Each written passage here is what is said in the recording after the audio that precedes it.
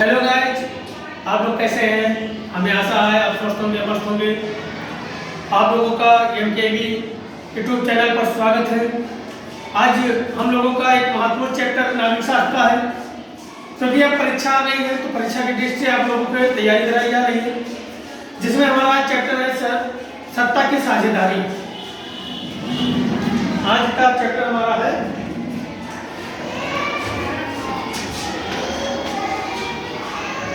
सत्ता की साझेदारी।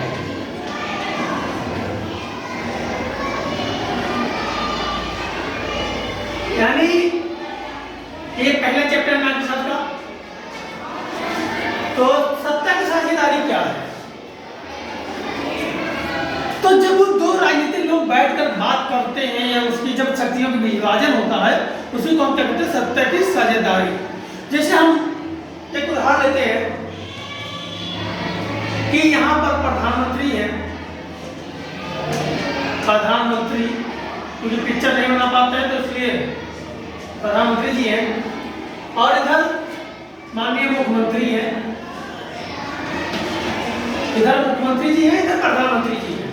ठीक, तो इन दोनों के लोगों के बीच में जो शक्तियों का विभाजन है, इन दोनों लोगों के बीच का जो विभाजन, शक्तियों का विभाजन है, वही क्या है? सत्ता की साझेदारी है। यानी सत्ता सर्वभाग से वहां से संचालित होती है, लेकिन क्या है? एक क्राइटेरिया निर्धारित कर दी गई, शासन को, देश को चलाने के लिए अलग अलग सरल रूल बना दिया गया कि एक लोग पे भार पड़े, इसलिए जो साझेदारी कर दी गई उसका विभाजन कर दिया गया। तो यहाँ पे मोटे तौर पर जानिए, शक्तियों के विभाजन, शक्तियों का विभाजन क्या कहलाता है? सत्ता की साझेदारी कहलाता है। शक्तियों के विभाजन क्या कहलाता है? सत्ता की साझेदारी। वो कहीं किसी भी रूप में हो, जहां दो शक्तियों का विभाजन होता हो, तो सत्ता की साझेदारी हो जाती है।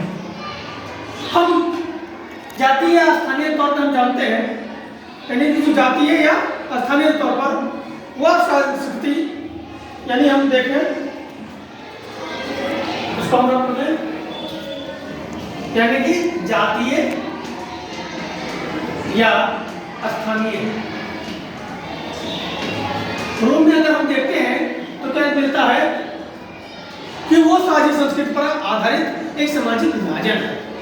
यानी क्या है? एक जातीय स्थानीय के रूप में एक सामाजिक विभाजन है।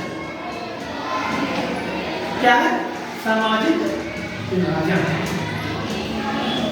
जैसे अभी हम आगे सामाजिक विभाजन अभी आगे पता चल जाएगा, यहाँ कंफ्यूज हो रहा है जातीय स्थानीय सामाजिक विभाजन।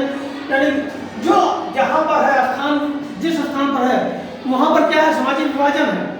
जैसे अब हम आते हैं एक बेल्जियम को लेकर, जो यूरोप का देश है,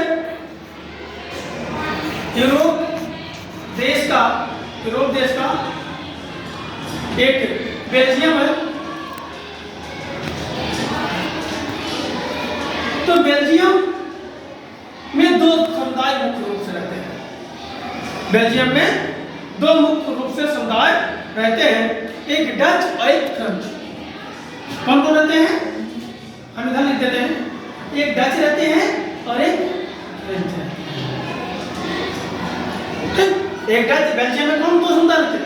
एक डच और एक फ्रेंच। अब डच को बोलने वाले 59% लोग हैं और फ्रेंच को बोलने वाले 40% लोग हैं। ये दोनों में आपसी बनती नहीं है, दोनों में क्या है? आपसी बनती नहीं है। और ये लोग कहाँ रहते हैं? फ्लेमिश।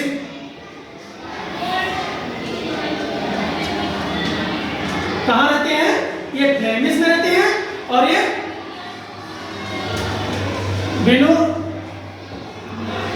फ्लेमिश में रहते हैं, विलेनिया में रहते हैं। कहाँ रहते हैं? विलेनिया में। लेकिन इन दोनों में टकराव रहता है, हमेशा दोनों का रहता है, टकराव रहता है। और ये टकराव के कारण ये बहुत ज्यादा टकराव बढ़ गया। जैसे हम अगर एक उदाहरण दें कि बेल्जियम की अगर 1 करोड़ संख्या है, 1 करोड़ संख्या है, तो उसमें से 59% लोग डच वाले हैं और 40% लोग फ्रेंच वाले हैं। यानी इनकी संख्या भारी है। किसकी? डच वालों की संख्या। और डच वालों की संख्या भारी है, तो जब हमारा देश यानी बेल्जियम देश 1948 में स्वतंत्र हुआ। जब 1948 में बेल्जियम स्वतंत्र हुआ तो स्वतंत्र होने के बाद इन लोगों ने क्या किया, जब हुआ तो ये क्या हुआ, बहुमत के आधार पर। यानी बहुमत कैसे होगा, जो डच था फ्रेंच था, आज यहाँ देख रहे हैं कि जो 59% लोग हैं ये क्या है, बहुसंख्यक, यानी इनकी संख्या क्या है, ज्यादा है। पहली बात तो हम जान लें अल्पसंख्यक को बहुसंख्यक कैसे कहते हैं, जिसकी संख्या जिस समुदाय की संख्या ज्यादा होती है, ज्यादा है, उसको हम कहते हैं बहुसंख्यक।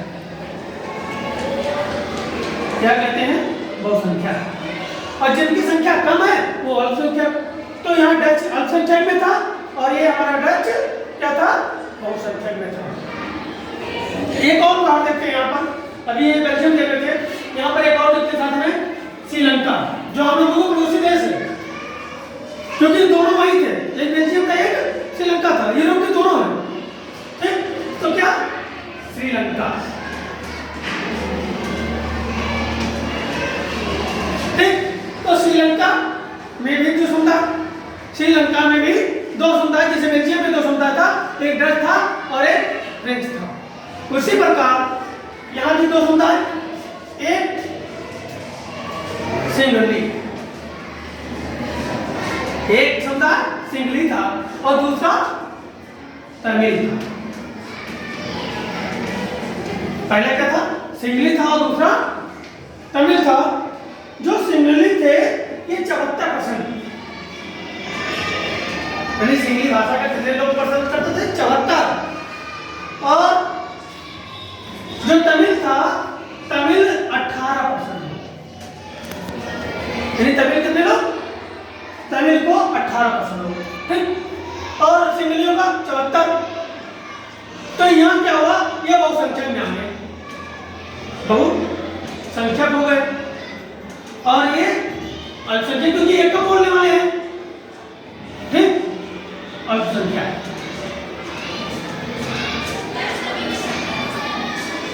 ठीक, अल्पसंख्यक हो गए। तो क्या हुआ, इसमें भी जो श्रीलंका तमिल थे वो 13% थे, भारतीय तमिल थे वो 5% थे, और दोनों मिलाकर क्या था, 18%। तो बहुसंख्यक कितने थे, 74%, अल्पसंख्यक में 18%, ठीक है। साथ में यहाँ पर लगभग 7%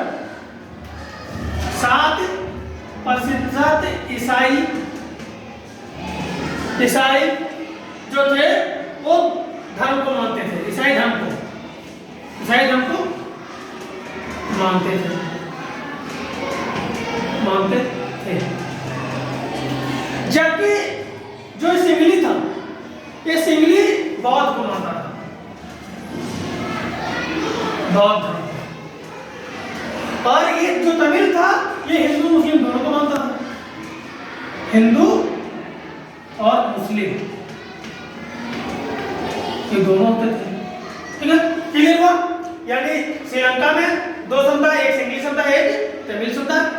सिंगली समुदाय 74% लोग और तमिल समुदाय 18%। सिंगली जो था बौद्ध धर्म को सुरक्षा देता था, बढ़ावा देता था, उसको मानता था। तमिल जो था हिंदू मुस्लिम उसको मानता था, उसको बढ़ावा देता था। सिंगली जो था बहुसंख्यक में था, बहुसंख्यक, और जो ये तमिल था अल्पसंख्यक में था, ठीक। साथ में 7% ऐसे लोग थे जो ईसाई धर्म को मानते थे। इसमें क्या था, दोनों में खींचतान मची होती थी सरकार चलाने के लिए।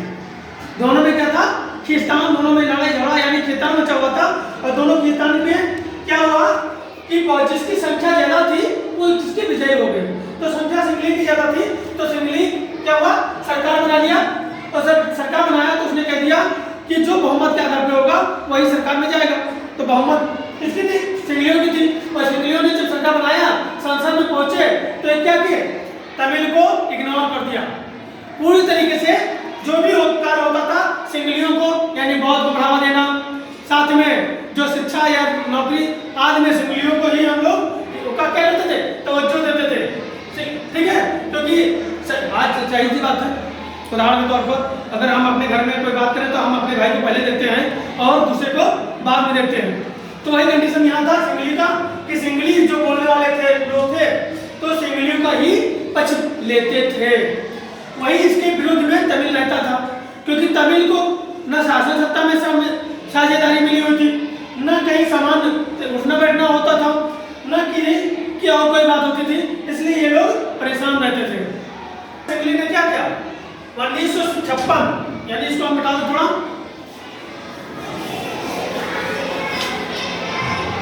1956 में कानून बनाया। भाई सरकार बन गई थी सिंगलियों की, संसद पहुंचेंगे तो संसद में क्या करेंगे भाई? संसद में जाके पार्टी थोड़ी करेंगे या नाच गाना थोड़ी करेंगे भाई, कानून ही बनाएंगे जनता के हित में। तो 1956 में कानून बनाया और कानून में क्या किया? सिंगली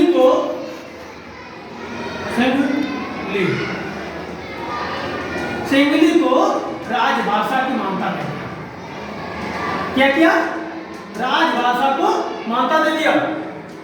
दूसरा काम इन्होंने किया, बौद्ध धर्म को बढ़ाया, बौद्ध धर्म को संरक्षण दिया।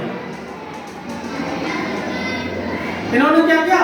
सिंगली को राजभाषा बना दिया और साथ में बौद्ध धर्म को संरक्षण किया, और भी साथ में और भी जो प्राथमिकताएं थी, और भी जो भी प्राथमिकता थी वो सब सिंगलियों को दे दिया। अब तमिल वाले क्या हुआ इस विधेयक के प्रभाव में? अब प्रभाव क्या तमिलों में पड़ा उसको हम देखते हैं। तो ये समझ में आ गया, जब सिंगली 1956 में कानून बनाया संसद में पहुंचकर, तो क्या किया? सिंगली को ही राजभाषा बना दिया। आप ही बताइए कि जब जैसे हम यहाँ पर हैं, ठीक है, अगर हमारे यहाँ में दो भाषाएं लोग हो जाए, जैसे मैं हिंदी बोलता हूँ, अगर वहीं पर कोई कन्नड़ बोलने लगता अपने दक्षिण भारत का, तो दोनों में क्या होती है? भाषाई के तौर पर हम दोनों में टकराव की स्थिति पैदा होती है। तो सरकार ने, हमारे देश के संविधान ने एक ऐसा राजभाषा निर्माण किया कि जो जहाँ पर है उसको उसका इस्तेमाल कर सकता है, लेकिन यहाँ पे नहीं था, क्योंकि यहाँ बहुमत के आधार पर सिंगली को शासन सत्ता मिला था। तो जब बहुमत के आधार पर मिला तो वो अपने लोगों के लिए राजभाषा बना लिया, बौद्ध का संरक्षण दे दिया, और जो भी प्राथमिकताएं होती थी कहीं भी नौकरी क्षेत्र में कहीं से, तो उन्हीं को वो ध्यान में रखता था। तो क्या हुआ? तमिल जो विधेयक का प्रभाव क्या पड़ने लगा तमिलों पर? तो कानून का प्रभाव, या कानून या विधेयक दोनों एक ही शब्द आते हैं, याद रखिएगा कि कानून या विधेयक। तो इसका प्रभाव क्या पड़ा? दूसरे प्रभाव क्या पड़ा? जो तमिल के लोग थे, तमिल के लोग सरकार से नाराज थे। जाहिर सी बात है, नाराज होना स्वाभाविक है। एक लोग को सब कुछ करना, अपने मनमानी करना, दूसरे को कुछ आनंद हो रहा है तो नाराज होगा। वही दूसरा क्या था कि तमिल भाषा तमिल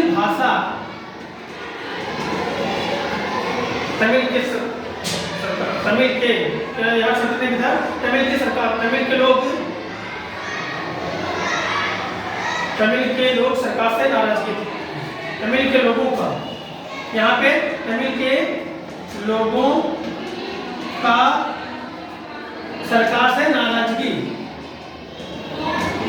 का होना अभी शब्द बैठा, ठीक है। अगर यहाँ क्लियर नहीं आ रहा तो यहाँ साफ समझ रहे हैं।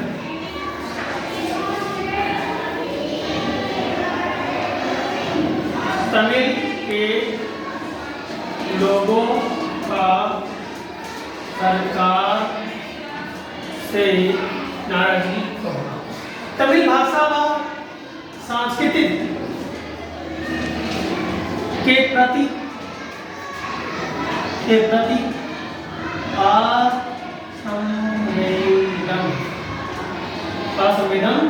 असंवेदनशील होना, यानी कि क्या प्रभाव पड़ा कि जो तमिल के लोग थे उससे सरकार में नाराजगी हो गई सरकार से। और दूसरा क्या था कि जो तमिल भाषा था या संस्कृति थी उसके प्रति भी असंवेदनशील सरकार क्योंकि हम देखे ही कि वो बहुत को संरक्षण दे रही थी, अपने लोगों को प्राथमिकता दे रही थी, तो ये कानून का ये प्रभाव पड़ा और लास्ट में सभी लोगों ने इसका विरोध भी करना शुरू कर दिया। ठीक है, तो इसको हम करते हैं फिर आगे।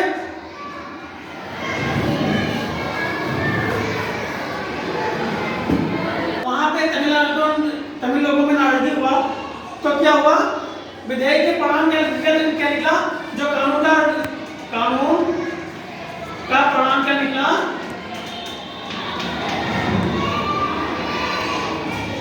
मैं आप लोगों से ये जरूर कहूंगा ये वीडियो को अधिक से अधिक शेयर करिएगा, क्योंकि जो सत्ता की साझेदारी हम लोग पढ़ रहे हैं, यहां से 100% गारंटी के साथ आपके 5 से 6 नंबर आने हैं परीक्षा में। अगर ये पूरा वीडियो आप लोगों ने देख लिया और बिना स्किप किए देखा, पूरी चीज क्लियर हो गई, तो ये 100% गारंटी है कि 5 नंबर आपका पक्का हो जाएगा। लेकिन अगर स्किप करके बाहर की वीडियो आपने देखा और अगर ध्यान से नहीं देखा, तो ये 5 नंबर पछताएंगे। जब परीक्षा क्वेश्चन पेपर मिलेगा तब याद आएगा सर जी सही बता रहे थे, हमने स्किप करके या हमने ध्यान नहीं दिया। तो इसलिए आप लोग वीडियो को पूरा देखेंगे और इसको ज़्यादा से ज़्यादा शेयर करेंगे, लाइक करेंगे, कमेंट करेंगे। साथ में जिन्होंने चैनल को सब्सक्राइब नहीं किया है वो चैनल को सब्सक्राइब करेंगे। तो हम आते हैं टॉपिक पे में, कानून का परिणाम।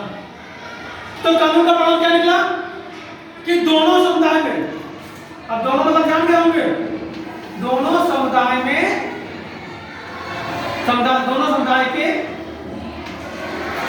संबंध में खिंचाव है। क्या है? खिंचाव आ गया, खिंचतान मच गया। भाई एक को रसमलाई मिल रहा है, एक को गुड़ मिल रहा है, तो जाहिर बात है दोनों में खिंचाव होगा। ये कहेंगे कि उनको ज्यादा मन है तो उनको पानी पीने के लिए रसमलाई दे दिया, मुझे क्या दिया गुड़, तो दोनों में क्या हुआ, दोनों समुदाय में संबंध के बीच में खिंचाव हो गया, तनाव हो गया और दोनों ने राजनीतिक दल बना लिया। राजनीतिक दल क्या हुआ, दोनों समुदाय के संबंध में खिंचाव हुआ, तनाव हुआ और ये राजनीतिक दल का गठन कर लिया, राजनीतिक दल का बना लिया, गठन कर लिया तमिल वालों ने। और जब इसको कर लिया तो उन्होंने मांग रखा, क्या मांग रखा, तमिल भाषा संस्कृति, तमिल भाषा संस्कृति, शिक्षा, रोजगार आदि में समान अवसर की मांग किया, कहने जब राजनीतिक दल बना लिया तो क्या क्या, तमिल भाषा संस्कृति शिक्षा रोजगार आदि में समान अवसर की मांग किया और कहा कि अगर ये समान अवसर नहीं मिलता तो उनका ये मांग जारी रहेगा। ठीक है, तो जब ये स्थिति आई तो स्थिति क्या हो गया, घर युद्ध हो गया, गृह युद्ध हो गया। गृह युद्ध मतलब घर में ही विषम शुरुआत हो गया। ठीक है, जब घर में विषम होता है तो आप लोग जानते हैं क्या होता है, किसी को चोट लगती है, किसी को कुछ होता है, लेकिन यहाँ मारपीट वाला नहीं था। तो यह क्या हुआ, गृह युद्ध।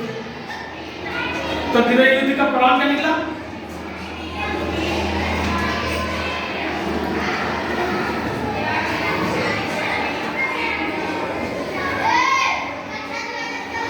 गृह युद्ध क्या हुआ के प्रभाव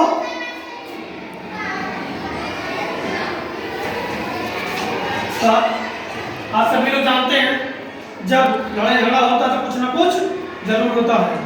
तो इसमें भी हुआ कि गृह युद्ध हुआ तो हजारों लोग क्या हुए, मारे गए, हजारों लोग मारे गए।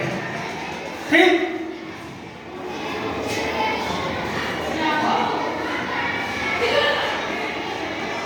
मारे गए, साथ में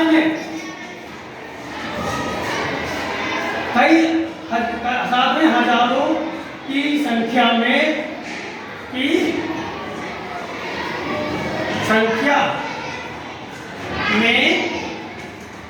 दूसरे देश चले गए। क्या किए, दूसरे देश चले गए, यानी शरणार्थी हो गए।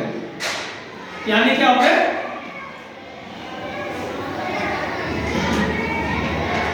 शरणार्थी और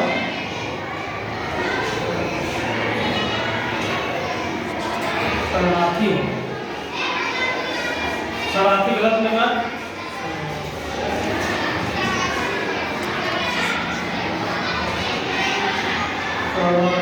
कंफ्यूजन से चले गए, यानी शरणार्थी हो गए, यानी वहां जाके बस गए दूसरी जगह, ठीक है।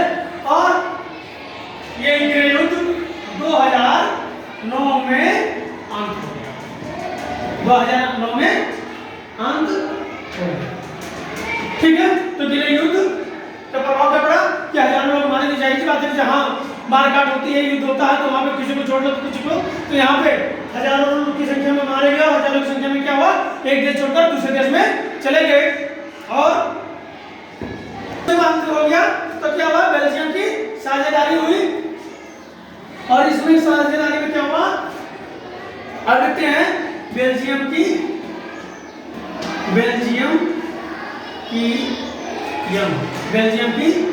साझेदारी, बेल्जियम की साझेदारी और संविधान में संशोधन करके संविधान में 1970 से 1993 के बीच 4 बार संशोधन किया। संविधान में 4 बार संशोधन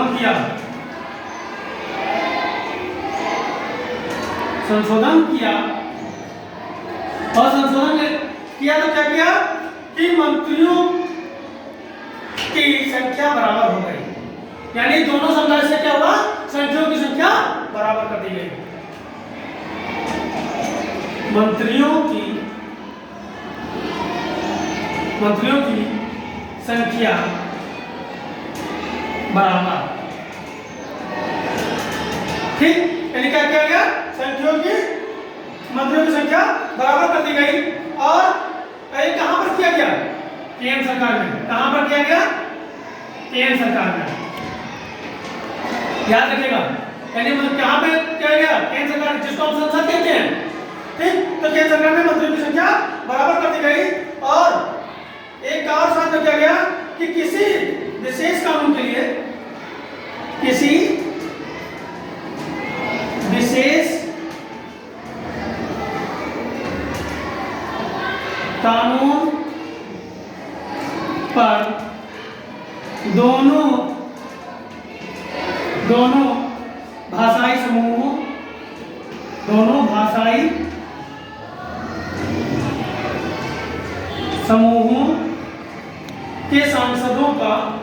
के सांसदों का बहुमत उसके पक्ष में होगा, बहुमत उसके पक्ष में होगा। यानी क्या हुआ, केंद्र सरकार में मंत्रियों की संख्या बराबर होगी और किसी विशेष कानून पर दोनों भाषाई समूहों के सांसदों का बहुमत उसके पक्ष में होगा, इसके केंद्र सरकार के पक्ष में, ठीक है। तो अभी आता है राज्य सरकार। क्या है, राज्य सरकार। तो राज्य सरकार क्या था कि केंद्र की जो शक्ति थी वो बंटवारा किया गया था। केंद्र सरकार जो थी वो राज्यों को अनेक शक्ति दे दिया,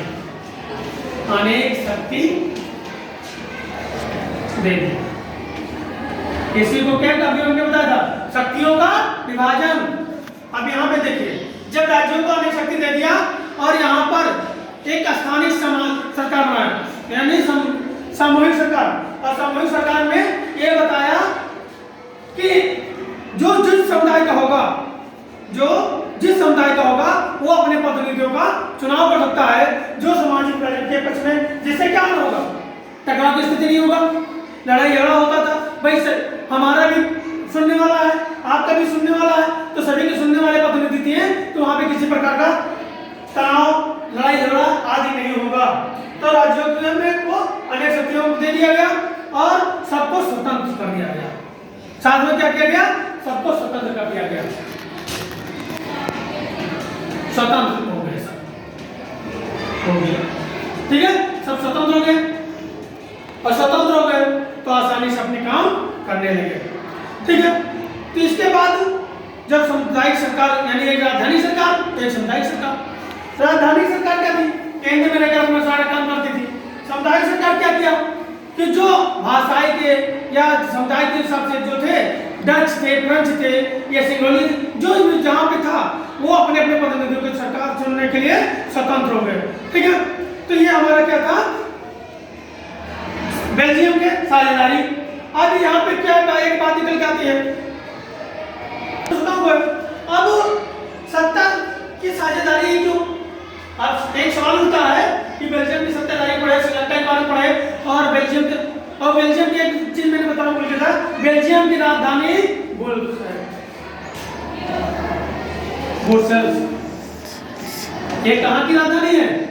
बेल्जियम की राजधानी ब्रुसेल्स है, ध्यान में रखिएगा। तो हाँ, अब हमारा क्वेश्चन था कि क्या क्वेश्चन है? हाँ, सत्ता की साझेदारी, सत्ता की साझेदारी की क्यों? सत्ता की साझेदारी क्यों? तो हम लोगों ने अभी देखा कि जहां सिंगली थे, तमिल थे, दोनों में टकराव की स्थिति थी। यानी जब अगर एक के पास शक्ति होगा, हम एक उदाहरण लेते हैं, आप अगर दो भाई हैं, पिताजी बड़े वाले को शक्ति दे दें कि तुम ही पैसे खर्च कर सकते हो, जो घर का संचालन करना जो करना है कर सकते हो, तो छोटा वाला क्या करता है? कहता पिताजी उनको ज्यादा मानते हैं और उन्हीं को पूरी शक्ति दे रखा है, तो दोनों भाइयों में टकराव होता है, दोनों में अनबन होता है, दोनों में बनता नहीं है, और बनता नहीं है तो घर का टूटने की नौबत आ जाती है। तो वही हुआ कि सत्ता की साझेदारी क्यों? तो इससे क्या हुआ कि शक्तियों का विभाजन हो गया और शक्तियों के विभाजन से टकराव की स्थिति समाप्त हो गई। क्या हुआ? टकराव की स्थिति समाप्त हो गई। ठीक, जब टकराव की स्थिति समाप्त हुई और साथ में लोकतंत्र मजबूत हुआ। क्या हुआ? लोकतंत्र मजबूत हो गया, साथ में जो राजनीतिक दल थे, राजनीतिक ये अस्थायित हो गए। क्या हो गए? अस्थायित हो गए, अस्थायित। ठीक है, तो ये आपका सत्ता की साझेदारी क्यों? तो टकराव की स्थिति समाप्त हो गया, लोकतंत्र मजबूत हो गया, राजनीतिक का अस्थायित्व हो गया। अब इसके टॉपिक और बचता छोटा सा कि सत्ता की साझेदारी के रूप, यानी सत्ता के साझेदारी के रूप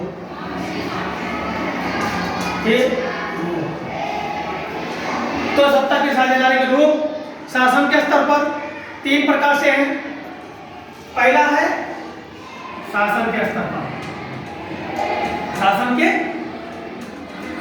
स्तर पर जिसमें विधायिका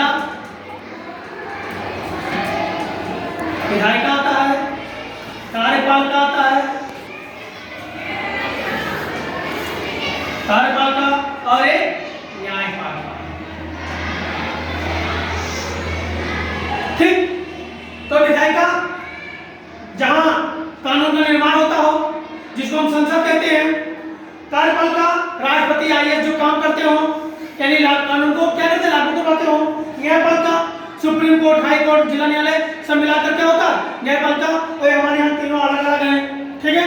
और इसके बाद क्या आता है? नियंत्रण के संतुलन चलता होती है, ठीक है। तो क्या होता है?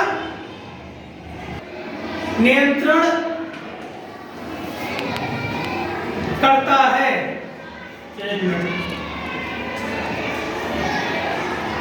ठीक है, तो अब इतना जानना नहीं है। शासन के स्तर पर विधायिका, कार्यपालिका और न्यायपालिका होती है जो नियंत्रण और संतुलन को बराबर रखती है। इसके बाद आता है सरकार की हो गया। अब सरकार के स्तर पर, सरकार के स्तर पर तीसरा है दबाव व आंदोलन, आंदोलन के स्तर पर, तो सरकार के स्तर पर केंद्र और राज्य में शक्तियों के विभाजन, केंद्र और राज्य में होता है। दबाव व आंदोलन के स्तर, दबाव आंदोलन क्या है? जब हम अपनी मांग को लेकर सरकार पर दबाव बनाते हैं, आंदोलन करते हैं, तो हमारा जब सरकार हमारी बात को सुनता है उसी को हम कहते हैं दबाव व आंदोलन के स्तर पर। तो ये मैंने आज ये पूरा चैप्टर मैंने प्रयास किया कम समय में आपको, क्योंकि महत्वपूर्ण चीज मैंने लेकर दिया, क्योंकि ये पूरा चैप्टर मैं समझाने का आपका प्रयास किया। और ये अगर बिना स्किप किए पूरा देख लेते हैं तो मैं 100% गारंटी करता हूँ कि 5 नंबर से 6 नंबर आपके पक्के हो जाएंगे। तो इसी के साथ जिन्होंने अभी तक चैनल को सब्सक्राइब नहीं किया है वो चैनल को सब्सक्राइब कर लें, लाइक कमेंट जरूर करें, अगर वीडियो अच्छा लगे तो लाइक करें और कमेंट के माध्यम से हमें सुझाव दे सकते हैं।